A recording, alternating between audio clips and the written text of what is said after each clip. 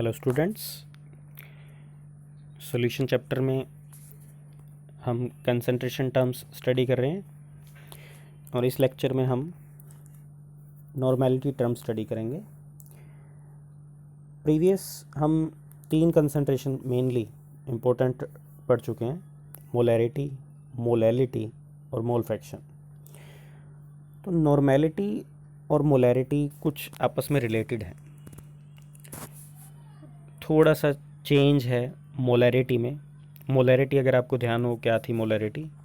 Number of moles of solute present per litre of the solution.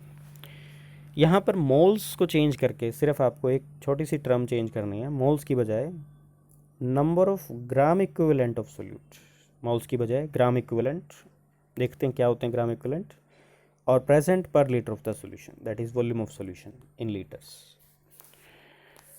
तो same formula as it is है, number of moles की बजाय gram equivalents और by में volume of solution litres.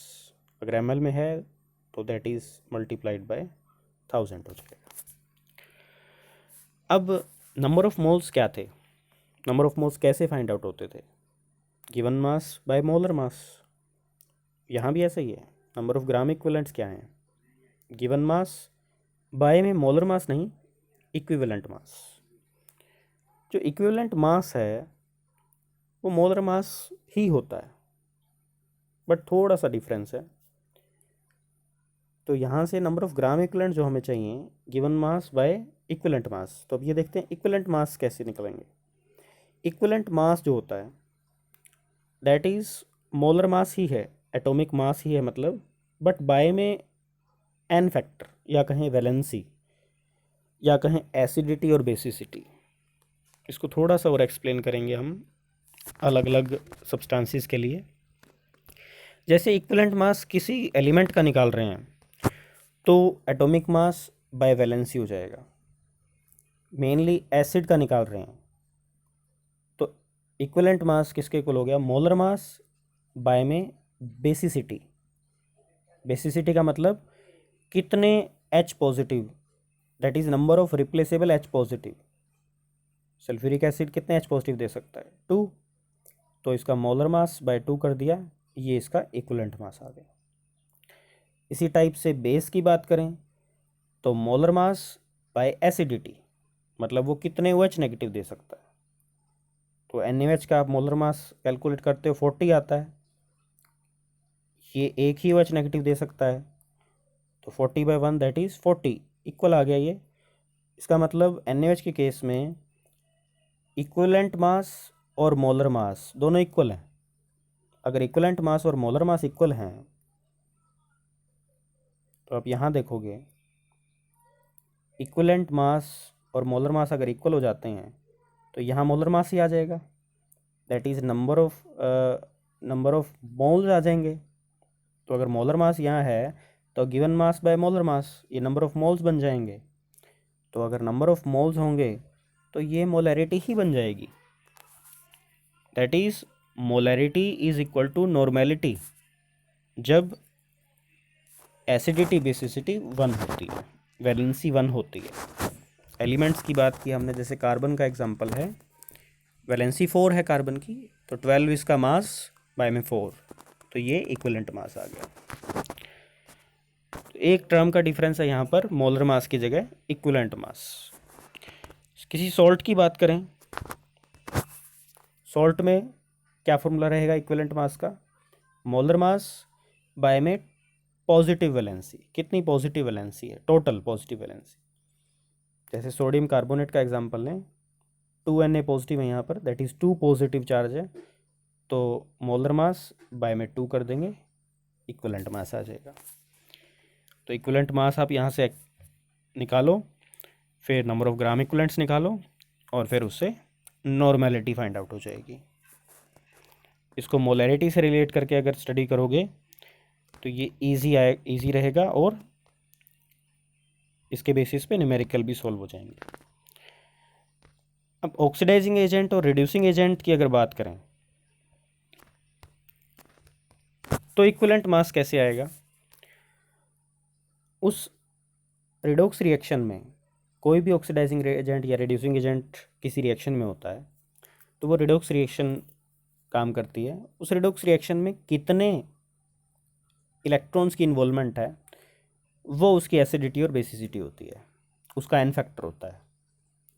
तो यहाँ पर क्या रहेगा, equivalent mass of any oxidising agent और रिड्यूसिंग एजेंट किसके इक्वल होगा, मॉलिक्यूलर मास पुट कर दें और बाय में number of electrons involve in the reaction, कितने इलेक्ट्रॉन्स उसने गेन किए या लॉस किए, दैट इज रिएक्शन में कितने इलेक्ट्रॉन्स इन्वॉल्व हो रहे हैं। तो ये आपके पास इक्विवेलेंट मास हो जाएगा। और एक इम्पोर्टेंट रिलेशनशिप है, दैट इज़ एक ये एसिडिटी बेसिसिटी या कहें एन फैक्टर टर्म है जो आपके पास मोलैरिटी और नॉर्मेलिटी में डिफरेंशिएट करती है। तो इसीलिए नॉर्मेलिटी क्या होती है, is equal to molarity into acidity और बेसिसिटी, इसके इक्वल होती है, या कहें एन फैक्टर। तो नॉर्मेलिटी और मोलैरिटी में ये रिलेशनशिप है। अगर आपको मोलैरिटी पता है और एसिडिटी और बेसिसिटी पता है तो आप मल्टीप्लाई करके नॉर्मेलिटी निकाल सकते हो। अब यहाँ पर कुछ एक्सपेरिमेंटल पॉइंट ऑफ व्यू से कुछ रिलेशनशिप्स हैं हमारे पास, नॉर्मेलिटी इक्वेशन के, मोलैरिटी इक्वेशन के, या फिर हम कहें कि हमें अगर एक सॉल्यूशन दिया हो, फॉर एग्जांपल हमें एक N1 नॉर्मेलिटी का एक सॉल्यूशन दिया है, उसका हमने V1 वॉल्यूम ले लिया और उसमें हमने वाटर डाल दिया या कहें डाइल्यूट कर दिया और V2 वॉल्यूम बना दिया उसको, मतलब V1 वॉल्यूम से उसको V2 तक पहुंचा दिया। तो नॉर्मेलिटी फाइंड आउट करने के लिए कहा जाए तो आप इस इक्वेशन का यूज़ कर सकते हो। ये नॉर्मेलिटी इक्वेशन है, that is N1 V1 is equal to N2 V2। और इसी टाइप से मोलैरिटी इक्वेशन, तो एक नॉर्मेलिटी को दूसरी नॉर्मेलिटी में चेंज करना हो तो इस इक्वेशन की हेल्प से कर सकते हैं। या फिर एक और इम्पोर्टेंट न्यूमेरिकल जो सोल्व करना पड़ेगा, अगर दो सॉल्यूशंस हैं हमारे पास, मान लीजिए एक सॉल्यूशन है जिसकी नॉर्मेलिटी N1 है और दूसरा सॉल्यूशन है जिसकी नॉर्मेलिटी N2 है, दोनों को हमने मिक्स कर दिया।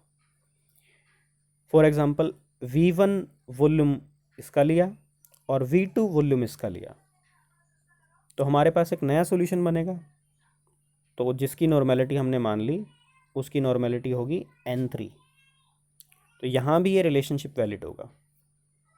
दोबारा से देखें एक बार, हमने V1 वॉल्यूम इसका लिया है, V2 वॉल्यूम इसका लिया है, तो टोटल वॉल्यूम हो गया V1 प्लस V2 और एक न्यू नॉर्मेलिटी बन गई N3। तो नॉर्मेलिटी इक्वेशन क्या हो जाएगी, N1 V1 plus N2 V2, क्योंकि इनको मिक्स कर दिया, is equal to new normality N3 और वॉल्यूम हो गया V1 plus V2।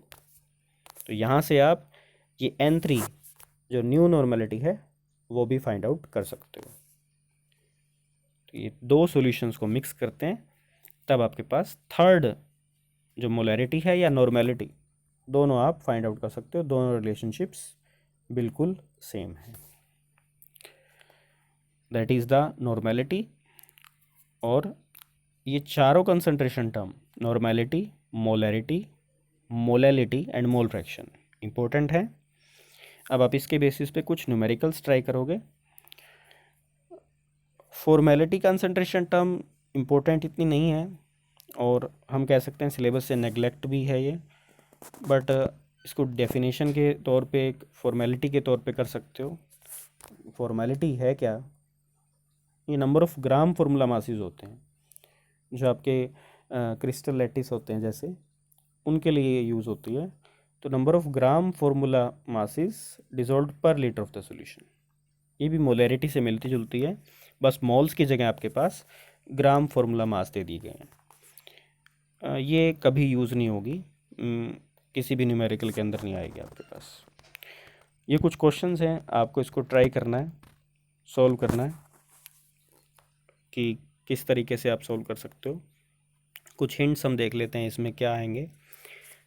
First question में अगर देखें, एक सॉल्यूशन दिया हुआ है आपको ग्लूकोज का इन वाटर और उसके ऊपर लिखा हुआ है 10% बाय मास। तो यहाँ से आपके पास विद इन सेकेंड डाटा बाहर आ जाना चाहिए।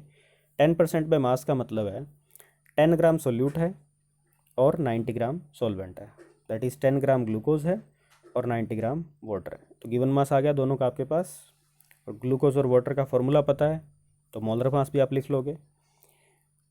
तो यहाँ से आपके पास क्या फाइंड आउट करना है हमें, मोलैरिटी एंड मोलैलिटी।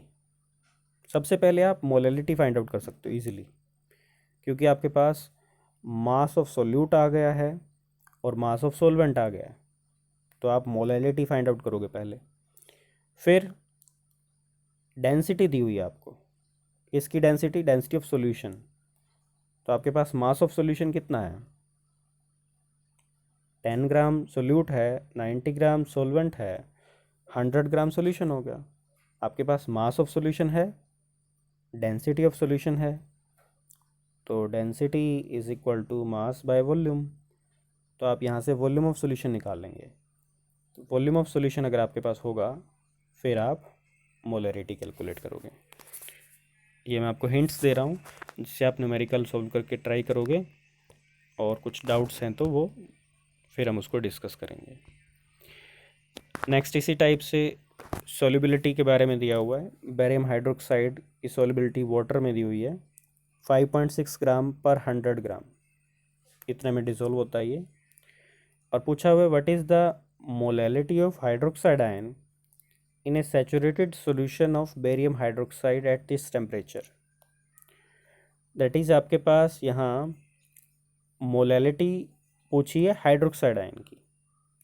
तो आपको यहाँ ऑलरेडी एक हिंट प्रोवाइड किया हुआ मैंने।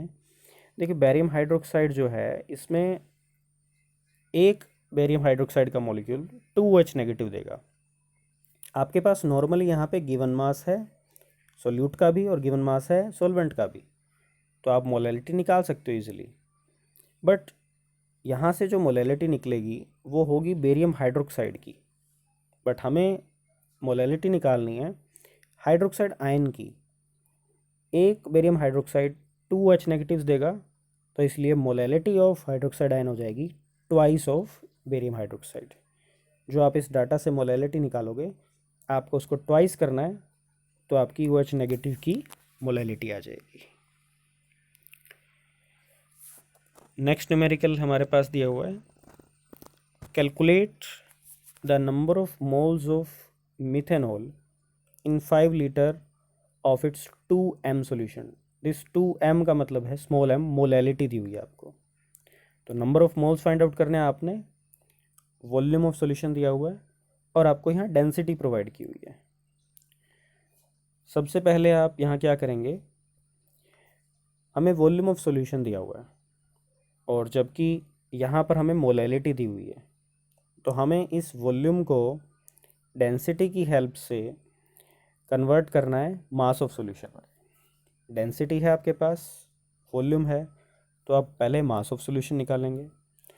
उसके बाद मास ऑफ सॉल्यूशन आने के बाद मोलैलिटी दी हुई है, लेकिन मोलैलिटी के फॉर्मूले में मास ऑफ सॉल्यूशन नहीं होता, मास ऑफ सॉल्वेंट पुट होता है।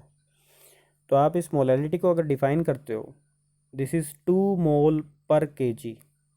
2 मोल पर केजी का मतलब है 2 मोल्स ऑफ सोल्यूट। तो 2 moles of solute that is number of moles आ गए आपके पास सोल्यूट के, कितने 2, और सोल्यूट मिथेनॉल है, फॉर्मूले से आप मोलर मास निकालोगे। नंबर ऑफ मोल्स हैं आपके पास, मोलर मास है, तो गिवन मास निकाल लोगे, गिवन मास ऑफ सोल्यूट आ जाएगा। अगर गिवन मास ऑफ सोल्यूट है और मास ऑफ सॉल्यूशन है आपके पास, तो मास ऑफ सॉल्वेंट कैलकुलेट करोगे।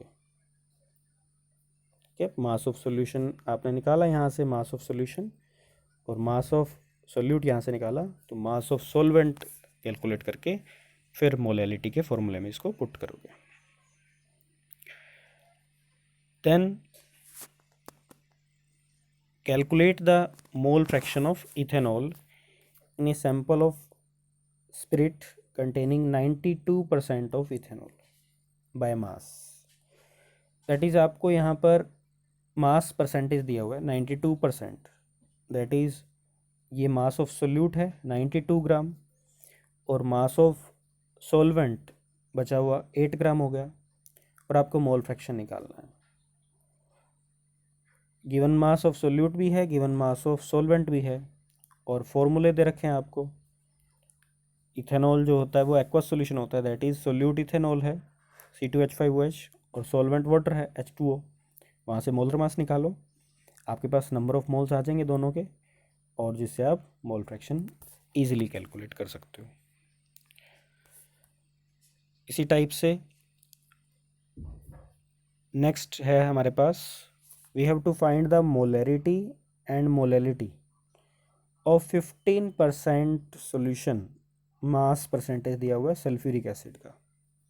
अगेन ये कुछ पहले हम एक ट्राई कर चुके हैं इस तरह का। 15% का मतलब है 15 ग्राम सोल्यूट, 85 ग्राम सॉल्वेंट, और सल्फ्यूरिक एसिड सोल्यूट दिया हुआ है, दैट इज़ मोलर मास आ गया आपके पास, और वाटर है। तो यहाँ से आप पहले मोलैलिटी इजीली निकाल सकते हो, और उसके बाद हमें डेंसिटी दी हुई है सॉल्यूशन की, तो मास ऑफ सॉल्यूशन और डेंसिटी ऑफ सॉल्यूशन से आप वॉल्यूम ऑफ सॉल्यूशन निकालोगे, और वॉल्यूम ऑफ सॉल्यूशन मिलते ही मोलैरिटी फाइंड आउट कर लोगे। इसको थोड़ा सा खुद ट्राई करना है, इजी न्यूमेरिकल है। नेक्स्ट है हमारे पास, we have to calculate the mole fraction of ethyl alcohol and water. दोनों का मोल फ्रैक्शन निकालना है, सोल्यूट का भी और सॉल्वेंट का भी। In a solution in which 46 gram of ethyl alcohol and 180 gram of water are mixed. Simply आपको गिवन मास दिया हुआ है दोनों का, सोल्यूट का भी और सॉल्वेंट का भी, और फॉर्मूला दिया हुआ है दैट इज़ C2H5OH और H2O, तो आप मोलर मास निकाल लोगे। गिवन मास है दोनों का, मोलर मास भी है, तो दोनों के नंबर ऑफ मोल्स आ जाएंगे, तो दोनों कंपोनेंट के मोल फ्रैक्शन भी कैलकुलेट कर लेंगे। दैट इज़ द, ये कुछ न्यूमेरिकल्स हैं चारों कंसंट्रेशन के बेसिस पे। इनके एडिशन में कुछ आप NCERT प्रॉब्लम सॉल्व करोगे, और इस चैप्टर को न्यूमेरिकल पॉइंट ऑफ व्यू से ही करना है। तो ये फर्स्ट टाइप के न्यूमेरिकल हैं on the basis of concentration terms, basically 4 concentration terms. Practice more and more numerical. Next topic देखेंगे सोल्युबिलिटी।